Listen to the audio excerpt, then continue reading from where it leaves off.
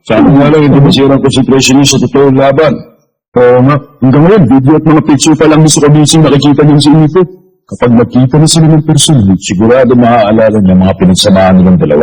Sa ayaw niya at sa hindi, mangyayari yun. Hindi na dahil sa haba na pinagsamahan nila, kundi sa pagkakapareho nilang dalawa.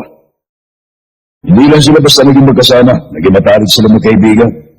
Kaya nung sinabi nilang gagalingan nila, seryoso sila nun. At ngayon, magkalaban na sila, tama ba? Kung kalaban na ang turing nila sa isa't isa, malalaman natin yung bukas. Magiging malinaw na ang lahat sa weekend. Magiging masaya. Suripo! Sandali po, Suripo!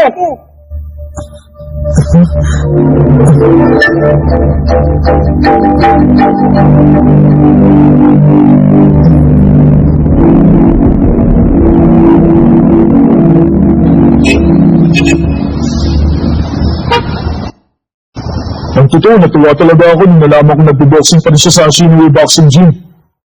Pero ngayon, parang hindi pa rin ako makapaniwalang makakaharap lang siya sa title defense match ito.